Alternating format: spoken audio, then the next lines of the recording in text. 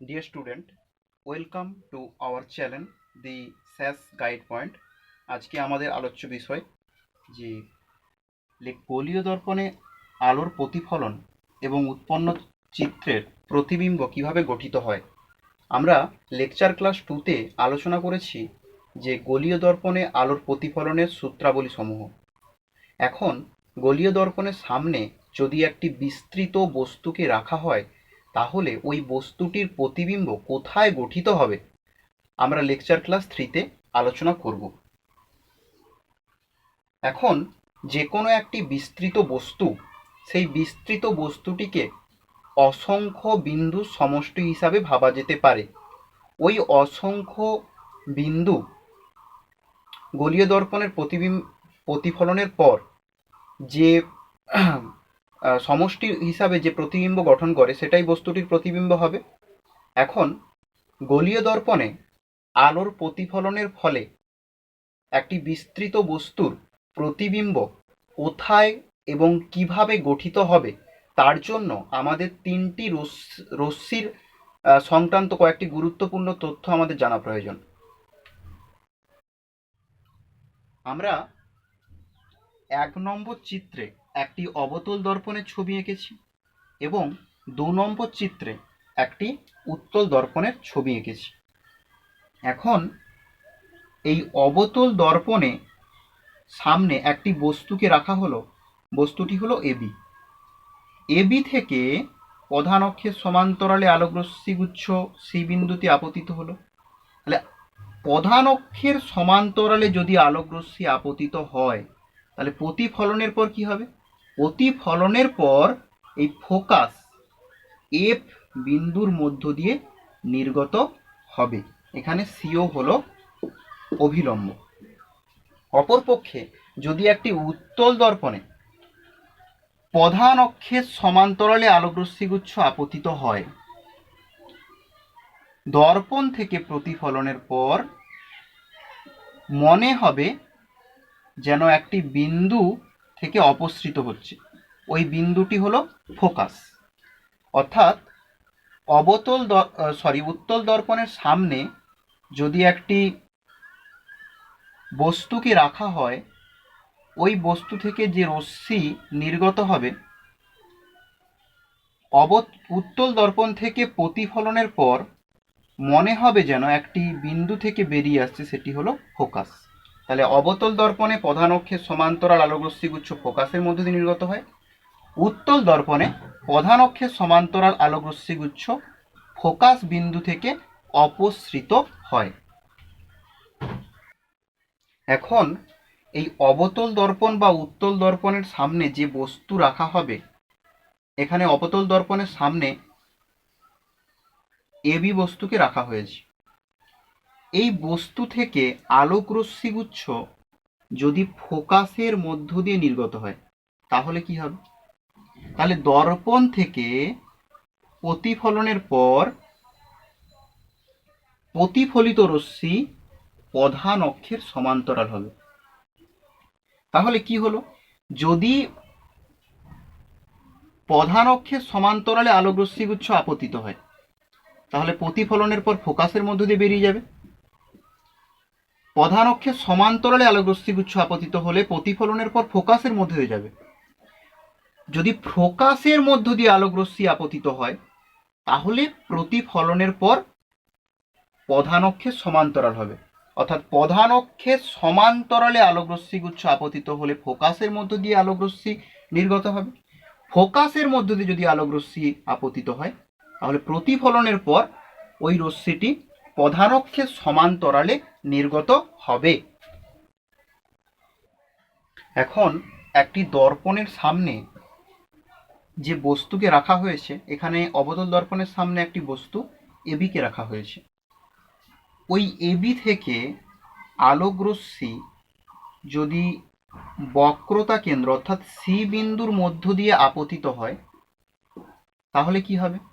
দর্পণ থেকে প্রতিফলনের পর আবার ওই একই পথে অর্থাৎ সি বিন্দু গামী পথে পুনরায় নির্গত হবে। দর্পণের সামনে রাখা বস্তু থেকে আলোকরশ্মি যদি বক্রতা কেন্দ্রর মধ্য দিয়ে দর্পণে আপতিত হয়। তাহলে দর্পণ থেকে প্রতিফলনের পর কি হবে না, আবার একই পথে, যে পথে রশ্মিটি আপতিত হয়েছিল সেই পথেই প্রতিফলনের পর পুনরায় ফিরে যাবে। ওয়েস্ট বেঙ্গল বোর্ডের মাধ্যমিক পরীক্ষার জন্য একটি অত্যন্ত গুরুত্বপূর্ণ প্রমাণ হলো R=12। আমরা এই R=12 প্রমাণ করব। তবে এই R=12 প্রমাণ করার জন্য আমাদের যে বিষয়গুলো জানতে হবে, এখানে R মানে কি? R হলো বক্রতা ব্যাসার্ধ। R হলো বক্রতা ব্যাসার্ধ। আর F কি? F হলো ফোকাস দূরত্ব।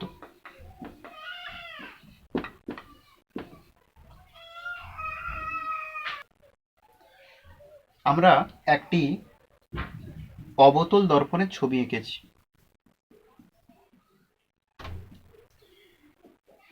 এই অবতল দর্পণের সামনে একটি বস্তু হলো ডিএ।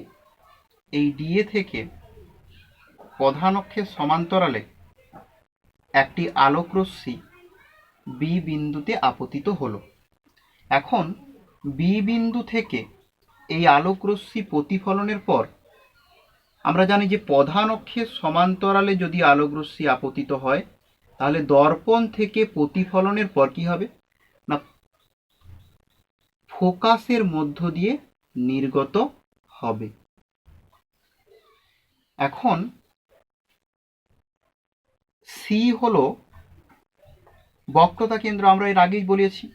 তাহলে বিসি হলো বি বিন্দুতে অভিলম্ব। যে বিন্দুতে আলোকরশ্মি আপতিত হয়েছে, এখানে কোন বিন্দুতে আপতিত হয়েছে আলোকরশ্মি দর্পণের ওপর? বি বিন্দুতে। তাহলে বি বিন্দুতে অভিলম্ব অঙ্কন করতে গেলে বি বিন্দুতে যে ব্যাসার্ধ হবে, অবতল দর্পণটির যে ব্যাসার্ধ হবে সেই ব্যাসার্ধই হবে অভিলম্ব। তাহলে বিসি হলো বি বিন্দুতে অঙ্কিত অভিলম্ব। এখানে সি হলো অবতল দর্পণটির বক্রতা কেন্দ্র। বক্রতা কেন্দ্র কি আমরা আগে বলেছি, আরেকবার বলে দিচ্ছি যে এই অবতল দর্পণটি একটি বড় গোলকের অংশ। ওই যে বড় গোলকের যে কেন্দ্রবিন্দু একটি থাকবে, ওই যে কেন্দ্রবিন্দু একটি বড় গোলকের অংশ অবতল দর্পণ। অবতল দর্পণ একটি বড় গোলকের অংশ। ওই বড় গোলকের যে একটি কেন্দ্রবিন্দু থাকবে সেই কেন্দ্রবিন্দুই হবে কি বক্রতা কেন্দ্র।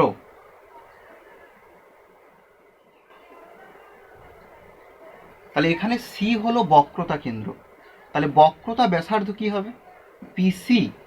পিসি হলো বক্রতা কেন্দ্র, বক্রতা ব্যাসার্ধ। দর্পণের যে কোনো দূরত্ব মাপা হয় কোথা থেকে? মেরু থেকে। মেরু মানে কি? মেরু হলো পি। এই যে দর্পণ, এই দর্পণটির একটি মধ্যবিন্দু থাকবে। মনে করা যাক ই পি জি হলো একটি দর্পণ যার মধ্যবিন্দু কি পি, এটাই হলো মেরু। এখন মেরু থেকে বক্রতা কেন্দ্র, মেরু হলো পি আর সি হলো কি বক্রতা কেন্দ্র। মেরু থেকে এই বক্রতা কেন্দ্রের যে দূরত্ব, অর্থাৎ পি থেকে সি পর্যন্ত যে দূরত্ব, সেই দূরত্বই হবে কি বক্রতা ব্যাসার্ধ। এখন প্রধান অক্ষের সমান্তরালে যে আলোকরশ্মি গুচ্ছ আপতিত হচ্ছে, প্রধান অক্ষের সমান্তরালে আলোকরশ্মি গুচ্ছ বি বিন্দুতে আপতিত হচ্ছে এবং বি বিন্দু থেকে প্রতিফলনের পর ফোকাসের মধ্য দিয়ে নির্গত হয়েছে, অর্থাৎ এফ হলো ফোকাস বিন্দু।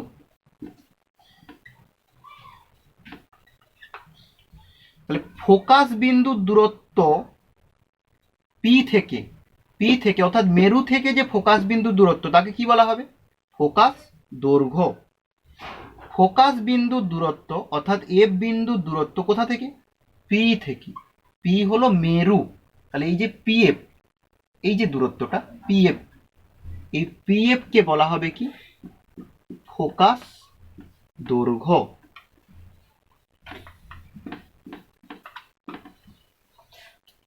আমরা বক্রতা ব্যাসার্ধ অর্থাৎ রেডিয়াসকে আমরা আর দ্বারা লিখব, আর ফোকাস দৈর্ঘ্যকে আমরা এফ দ্বারা লিখব। ওকে, আমরা জানি যে প্রতিফলনের সূত্রানুযায়ী এখানে প্রতিফলন কোথায় ঘটেছে না, এ থেকে বি বিন্দুতে আলোকরশ্মি আপতিত হয়েছিল, এ বি আলোকরশ্মি বি বিন্দুতে আপতিত হয়েছে। এই বি বিন্দুতে আপতিত হওয়ার পর রশ্মিটি প্রতিফলিত হয়েছে এবং ফোকাসের মধ্য দিয়ে নির্গত হয়েছে, অর্থাৎ বি বিন্দুতে প্রতিফলন ঘটেছে। এখানে যে আপতিত আলোকরশ্মি, এই যে অভিলম্ব, এর সঙ্গে কি কোণ করেছে, আই, এই আইকেই বলা হবে আপতন কোণ। অর্থাৎ আপতিত রশ্মি অভিলম্বের সঙ্গে যে কোণ করেছে তাকেই বলা হবে কি, আপতন কোণ আই। প্রতিফলন কোণ কোনটা হবে, প্রতিফলিত রশ্মি কোথায় আছে আমাকে দেখতে হবে। তাহলে বি বিন্দুতে আলোকরশ্মি আপতিত হলো, বি থেকে এফ বিন্দু দিয়ে আলোকরশ্মি বেরিয়ে গেল, অর্থাৎ বি এফ হলো প্রতিফলিত রশ্মি। তাহলে এই প্রতিফলিত রশ্মি বিএফ অভিলম্বের সঙ্গে কি কোণ করছে, মনে করা যাক আর। তাহলে এই প্রতিফলন কোণ হলো আর। আমরা জানি যে প্রতিফলনের সূত্রানুযায়ী আপতন কোণ এবং প্রতিফলন কোণ পরস্পরের সঙ্গে সমান হয়, অর্থাৎ আই সমান আর। এখন আই কোণ বলতে কি বোঝাচ্ছে, এখানে আই হলো এ বি সি কোণ। তাহলে এ বি সি কোণ সমান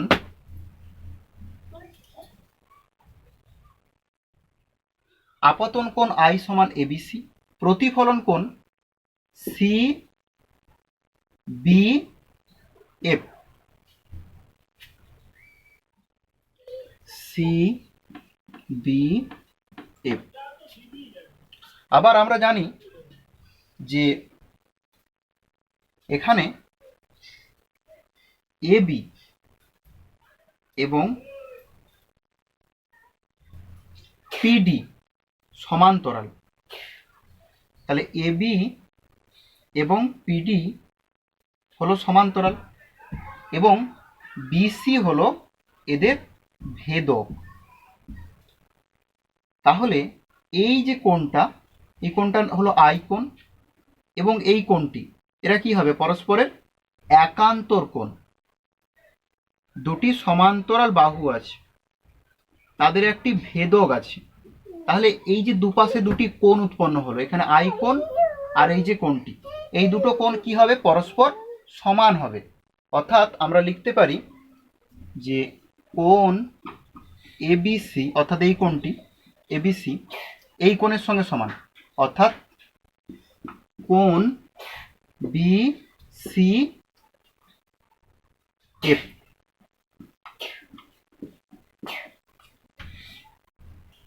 অর্থাৎ আমরা পেলাম যে কোণ এবিসি সমান কোণ সিবিএফ এবং কোণ এবিসি সমান বিসিএফ।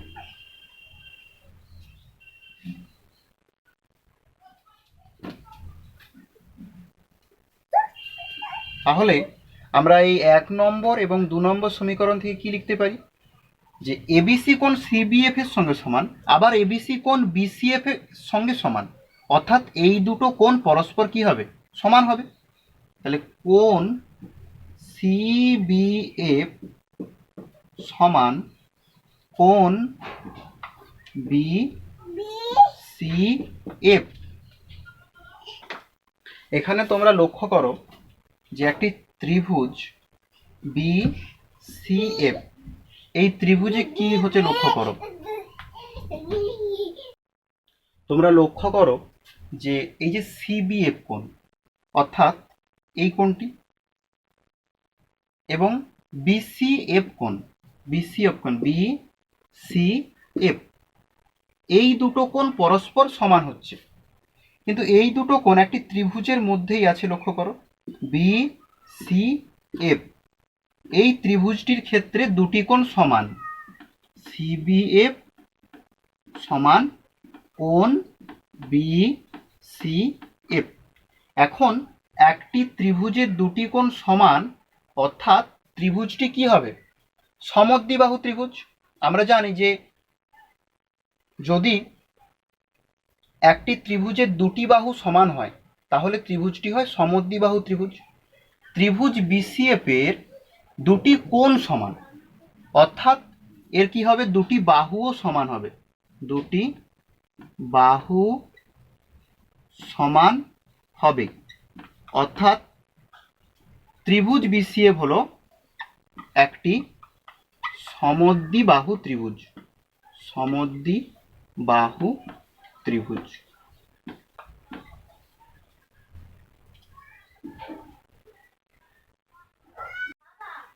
তাহলে ত্রিভুজ বিসিএফ হলো সমদ্বিবাহু ত্রিভুজ। একটি ত্রিভুজ যদি সমদ্বিবাহু ত্রিভুজ হয় তার দুটো বাহু সমান। এখানে সিএফ এর সঙ্গে বিএফ, এই বাহু দুটি কি হচ্ছে? সমান হবে। তাহলে সি এফ সমান হলো বি এফ। এখন ক্ষুদ্র উন্মেষযুক্ত অবতল দর্পণের ক্ষেত্রে, এখানে ক্ষুদ্র উন্মেষ মানে কি বোঝাচ্ছে? এই যে দর্পণটাতে যদি আলোক রশ্মি এমনভাবে আপতিত হয়, আমরা বি বিন্দুর আলোক রশ্মিটাকে একটু ওপরে এঁকেছি আমাদের বোঝার সুবিধার জন্য, কিন্তু ক্ষুদ্র উন্মেষযুক্ত অবতল দর্পণ আলোক মানে বোঝাচ্ছে যে পি বিন্দুর খুব কাছে, মনে করো যে এরকম কাছাকাছি, খুব কাছাকাছি কিন্তু একটি রশ্মি আপতিত হবে। খুব কাছাকাছি, পি বিন্দুর খুব কাছাকাছি রশ্মিটি আপতিত হবে এবং দর্পণটি আকারে খুব বড় হবে। অর্থাৎ দর্পণটি আকারে খুব বড় হবে, অর্থাৎ বক্রতা ব্যাসার্ধ খুব বেশি হবে। এই দূরত্বটা, এই যে পিসি দূরত্বটা খুব বেশি হবে এবং রশ্মিটি পি এর খুব কাছাকাছি পড়বে, কাছাকাছি আপতিত হবে। তখন আমরা বলবো যে ওই বি বিন্দুটা প্রায় পি এর খুব কাছাকাছি। তাহলে বি এবং পি বিন্দুকে দেখে মনে হবে দূর থেকে একই বিন্দু। অর্থাৎ আমরা এই যে বিএফ লিখেছি এখানে, এই বিএফ কে আমরা কি লিখব? বিএফ কে আমরা লিখব পিএফ। কেন লিখব? কারণ আমরা বলেছি যে বি বিন্দুটা আমরা ছবিতে যেভাবে এঁকেছি সেরকম নয়, বি বিন্দুটা পি এর খুব কাছাকাছি। মনে করি এরকম যদি বিন্দু হয় তাহলে এই দূরত্বটা আর পি থেকে এফ এর যে দূরত্বটা, এরা খুব কাছাকাছি হবে। এই পি থেকে এফ এর দূরত্ব যা, এই বিন্দু থেকে এফ এর দূরত্ব কি হবে? খুব কাছাকাছি হবে। তাই আমরা বিএফ এর বদলে পিএফ লিখব। বি বিন্দুটা যদি মনে করো যদি এখানে হতো, তাহলে মনে হতো যেন এই পি থেকে এফ এর দূরত্ব যা, বি থেকে এফ এর দূরত্ব প্রায় তাই, কিন্তু আমরা বি বিন্দুটাকে দূরে এঁকেছি আমাদের বোঝার সুবিধার জন্য। তাহলে বিএফ সমান আমরা কি লিখব? বিএফ সমান আমরা লিখব পিএফ।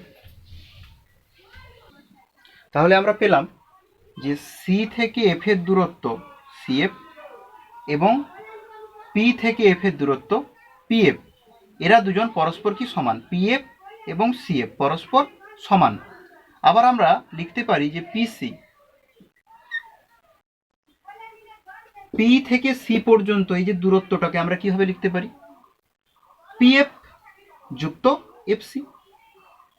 পি থেকে সি এর দূরত্বকে আমরা দুভাবে ভেঙে নিতে পারি, পি থেকে এফ, আবার এফ থেকে সি। পি থেকে সি মানে বোঝাচ্ছে পিএফ যুক্ত এফসি।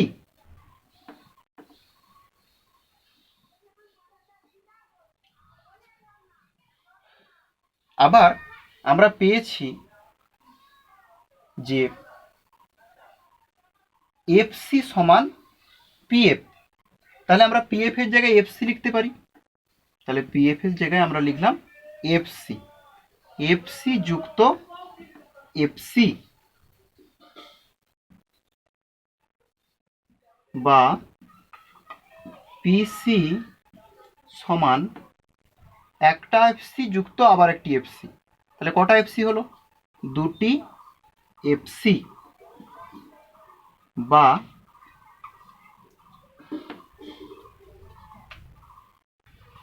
এখন পিসি, পিসি মানে কি?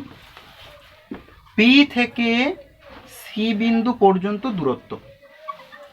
পি মানে মেরু, মেরু থেকে বক্রতা কেন্দ্র পর্যন্ত দূরত্ব।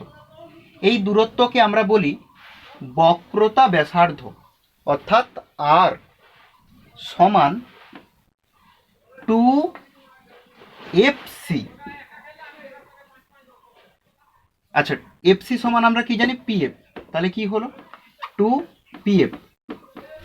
এখন মেরু থেকে যে ফোকাস পর্যন্ত দূরত্ব, পি থেকে এফ পর্যন্ত দূরত্ব, পি হলো মেরু, এফ হলো ফোকাস। মেরু থেকে যে এই ফোকাস পর্যন্ত যে দূরত্ব, এই দূরত্বকে আমরা বলবো কি? ফোকাস দৈর্ঘ্য, অর্থাৎ এফ। তাহলে আমরা প্রমাণ করলাম যে আর সমান 2F। এখানে আর মানে কি? আর হলো বক্রতা ব্যাসার্ধ।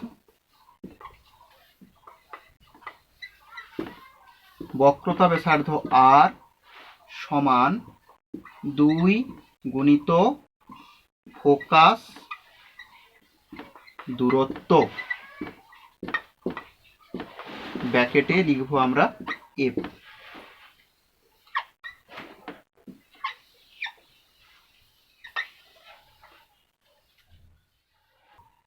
আমরা প্রমাণ করলাম যে একটি গোলীয় দর্পণের ক্ষেত্রে বক্রতা ব্যাসার্ধ আর সমান 2 গুণিত ফোকাস দূরত্ব।